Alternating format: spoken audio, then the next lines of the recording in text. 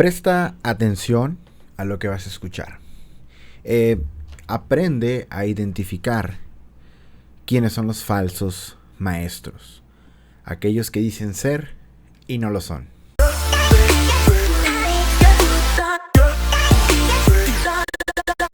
Bueno, este video que tengo es un pequeño extracto, pero no está descontextualizado. Realmente le puse como una media hora de atención a un mensaje que pues es muy inconsistente y con poca congruencia y correcta exégesis, por supuesto, de la palabra de Dios. Es nada más y nada menos que un muy sonado y famoso apóstol, Guillermo Maldonado. Yo creo que cuando alguien dice cosas que van en contra de la escritura, de la palabra santa de Dios, revelada a los verdaderos apóstoles y profetas, a los pilares de la iglesia, pues hay que denunciarse, ¿no? Cuando se están diciendo barbaridades. Y bueno, vamos a checar y acompáñenme a ver esto conmigo. ¿Cuántos quieren oír los espíritus que me persiguen? Para que usted ore. Y cuando veis el Señor empieza a atarlo. Y dos espíritus. El espíritu. Yo sé que tú que estás viendo el video, a lo mejor no has tenido un encuentro personal con Jesús. Y tú, que tal vez no tienes mucha idea de lo que es la creencia en Cristo, y ves este tipo de personas, yo pienso que probablemente te puedas estar imaginando lo mismo que yo como cristiano. A veces pienso de esta gente, que son payasos y que parece un show.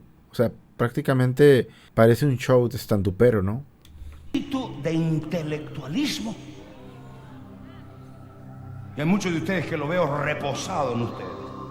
Es más, está haciéndolo así como...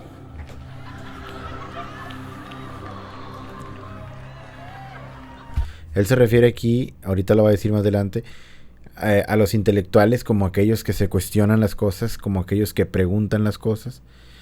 Y déjame decirte algo, esta persona está diciendo tonterías, ¿no? Realmente no es contra él, sino es contra su enseñanza. Yo no le estoy queriendo desear el mal, ni siquiera lo veo como enemigo a él, sino a su doctrina, a su falsa enseñanza, sus cosas herejes que dice. Y al intelectual le llama a él, a aquella persona que se cuestiona las cosas acerca de las cuales, pues en este caso él habla, ¿no? Pero es natural y es necesario cuestionarse las cosas. Dios no tiene miedo a tus preguntas. Porque estás analizando todo. Como debe ser. Estás razonándolo todo. Como debe de ser. Y dos, la persona más difícil de liberar es el espíritu del intelectualismo. Porque todo te lo razona. Tú le dices... Eso es lo que tienen que hacer las personas. Razonar. No somos somos la única especie de toda la humanidad con esa gran virtud, el razonamiento. Es decir, nosotros somos los seres que razonamos, que reflexionamos, que miramos dentro de nosotros y nos cuestionamos las cosas. Somos nosotros, los seres humanos. Es un principio de la humanidad y está intrínseco en nosotros. O sea, no es malo cuestionarse las cosas. Lo malo es prohibirle a la gente que no se cuestione y que te crea de forma ciega lo que tú estás diciendo. Y eso no lo enseña la Biblia. La Biblia dice que examinemos todo y que retengamos lo bueno y que desechemos lo malo. Pero examinar, para tú poder examinar, necesitas hacer una reflexión, una comparación, necesitas evaluar los argumentos y, vamos a decirlo así, ponerlos a prueba para ver cuál es el que tiene un poco mayor de razón o tiene la razón por completo, ¿no? Tienes un espíritu de pitón. Dice, pitón viene del griego pito. Está haciendo burla, yo sé muy bien que está haciendo burla a las personas que estudian la etimología de las palabras, la raíz de las palabras y en su original idioma. Recordemos que la Biblia en el Nuevo Testamento, en su mayor parte, fue escrita en griego. ¿no? Entonces, ¿por qué algunos predicadores o por qué algunas personas de estudio bíblico, no solamente los predicadores, también hay hermanos que les gusta mucho escudriñar y está excelente y eso es necesario hacerlo?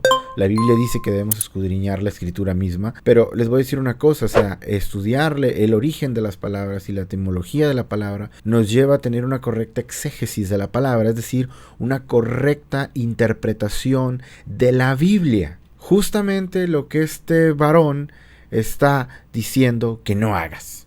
O sea, tú no razones, no pienses, no cuestiones. Y al final no tienen nada. ¿Cuántos de ustedes se han encontrado con alguien así? Que usted le dice, en la iglesia creció un seno. Está loca la tipeta.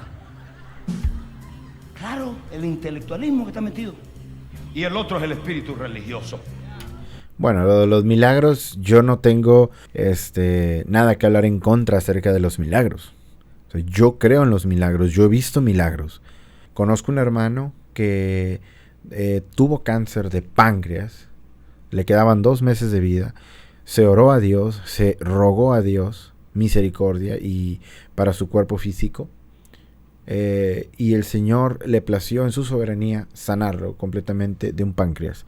Para los que sepan de ese tipo de enfermedades, déjame decirte algo, no tiene cura, médicamente no tiene cura. Yo no tengo nada en contra de los milagros, pero estos hombres abusan de ese tipo de situaciones para manipular a las personas. Y no todo lo que hacen ellos, este tipo de corrientes pseudocristianas, muchas de las cosas ni siquiera son por obra o razón de Dios, sino por manipulaciones que ellos utilizan para tener a la gente sometida, engañada y, claro, con los diezmos seguros. El espíritu religioso me odia, pero más lo odio yo. Dale merengue. Odio al espíritu intelectual, odio al espíritu religioso. Y lo voy a describir. Porque te cuestiona. Lo odias porque te cuestiona. Porque no se traga todo lo que dices, sino que cuestiona lo que dices. Justamente como la Biblia quiere que hagamos. El espíritu religioso huele mal. El espíritu religioso le encanta y le gusta la pobreza. Hablan de dinero y el Espíritu Santo, el espíritu religioso dice no. Corre, porque el religioso y la pobreza andan de la mano. Y entran a la iglesia. En esta iglesia hay mucho lujo. Yo por eso tengo un carrito Toyota del 70. Para la gloria de Dios. Y tú dile, tú sigue con el mío, porque yo tengo uno del 2012, 2018. Dile, sigue con esa religión. Ustedes se dan cuenta que toda esa gente no es inocente, Toda esa gente no es inocente. Dios conoce el corazón de cada uno de ellos. Dios sabe quién de ellos sí está buscando a Dios de corazón, aunque esté en un lugar equivocado donde no se predica, sana doctrina. ¿Y por qué no digo sana doctrina? Vamos a responder a lo que él dice acerca del espíritu religioso, aquel que está en contra de la prosperidad económica. Y no es que en sí, porque nos está diciendo religiosos a los que escudriñamos la escritura y a los que tratamos de tener una correcta interpretación de la escritura, basándonos en el contexto, en la etimología de las palabras, vaya en una correcta exégesis de la misma. Pero nosotros, por ejemplo, en mi caso, y en el caso de muchos hermanos, claro que no estamos en contra de la prosperidad financiera. Al contrario, siempre queremos prosperar, queremos trabajar duro para tener mayores ingresos, pero nuestro motor, lo que nos mueve, no es el amor al dinero. No amamos al dinero como a un Dios. No decimos, si no tenemos dinero ya no somos nada, porque ¿dónde está Cristo entonces? Cristo es nuestro todo, Dios es nuestro todo, el Señor es el que suple. Nuestro interés mayor no está en el dinero ni en las riquezas de este mundo material, que según la creencia cristiana, este mundo es efímero, ¿sí?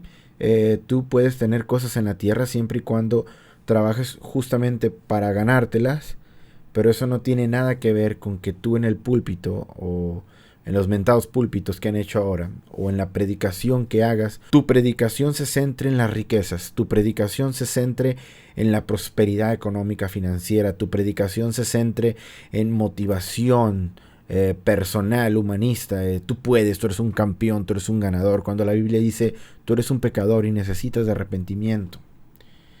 Tú eres un pecador, por tus propias fuerzas no puedes, necesitas a Dios. Las cosas de este mundo pasarán, mas las de Dios permanecerán para siempre. Entonces, ¿en qué enfocamos nuestro corazón?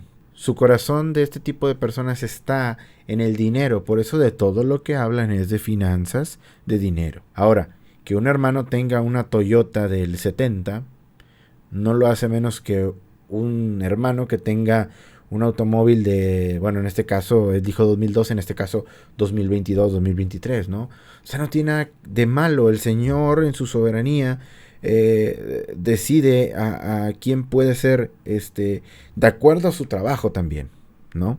Por ejemplo, mientras más te esfuerces, mientras más trabajes, pues si eres bueno en lo que haces, si sirves bien en lo que haces, pues de cierta forma te retribuirán el esfuerzo y el trabajo de tus manos. Eso no tiene nada de malo. Pero si tienes un cierto ingreso y por más que haces no logras pasar de ahí, no te desesperes. Tu esperanza está en el Señor.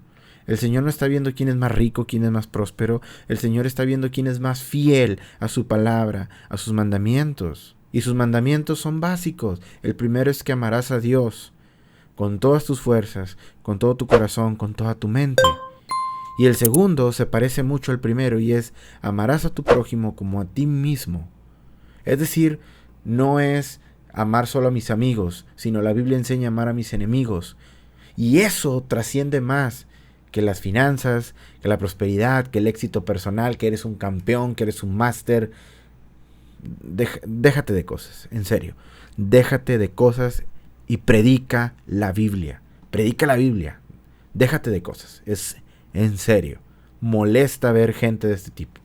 De verdad, molesta. Pero yo voy a prosperar porque eso Cristo está en la palabra. Es una verdad, no la quiere, pues dámela a mí. Claro, porque todo el interés pues plenamente está en el dinero. Quiero argumentar un poquito acerca de lo que dijo. Es muy rápido. Si vemos aquí Hechos, voy a achicar un poco la pantalla para que lo alcancen a ver. Déjenme, le muevo aquí. Aquí está. Metiéndonos a internet, estamos en la Biblia. En Hechos 17:11 está hablando de Pablo y, si no me equivoco, es Silas, que van a Tesalónica, a una iglesia que estaba en Berea, y dice lo siguiente: y estos eran más nobles que los que estaban en Tesalónica. Dice: pues recibieron la palabra con toda solicitud, y fíjense la clave, escudriñando cada día las escrituras para ver si esas cosas eran así. Es decir, Pablo les predicaba a la gente de Berea, y la gente de Berea se cuestionaba, porque si ellos recibían la palabra, obviamente, o sea, la recibieron bien, pero escudriñaron cada día para ver si estas cosas eran así. Es decir, ellos estaban dándole el beneficio de la duda a lo que decía Pablo. Acá en un término de escudriñar dice examinar algo con mucha atención, tratando de averiguar las intenciones o los detalles menos manifiestos. Y en otra cosa dice aquí examinar, inquirir, averiguar cuidadosamente algo y sus circunstancias. Es decir, razonar las cosas no tiene absolutamente nada de malo. De hecho, es todo lo contrario a lo que dice Guillermo Maldonado. Razonar las cosas es bíblico, por favor, es bíblico. No puedes ser irracional cuando lees la escritura. No puedes ser irracional en la forma de vivir. No puedes ser irracional. Es absurdo lo que está diciendo este hombre. Primera carta de Pedro 3, capítulo 3, versículo 15.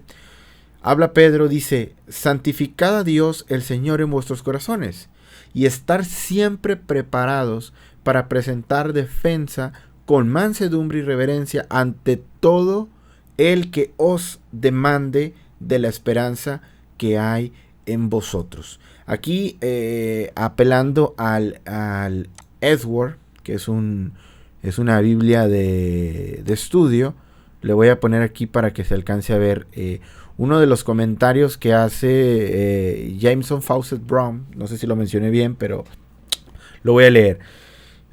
Lo voy a leer un poco. Voy a empezar desde aquí. Dice: santificad, dice santo, honrad como santo, entronizándolo en vuestros corazones, se refiere a Dios, así en la opción dominical, ¿verdad? O sea, como dice Mateo 6:9, Padre nuestro que estás en los cielos, y santificado sea tu nombre, porque el Señor es santo. Y brincándome un poco más, dice: además esta santificación interior de Dios en el corazón, dice, estar siempre listos para dar razón, o sea, responder, respuesta apologética, es decir, en defensa de la fe, aquí como lo dice, a cada uno que os demande, es decir, cada uno que os demande razón. Yo predico el evangelio, pero habrá gente que tiene dudas, que se cuestiona acerca de lo que estoy hablando, y la Biblia me dice que debo estar preparado. ¿Y cómo voy a estar preparado si no he razonado, si no he estudiado, si no he escudriñado? ¿Cómo voy a estar preparado para darle respuesta a alguien? Lo voy a confundir más si no estoy preparado. Entonces, por eso la Biblia me pide que esté preparado.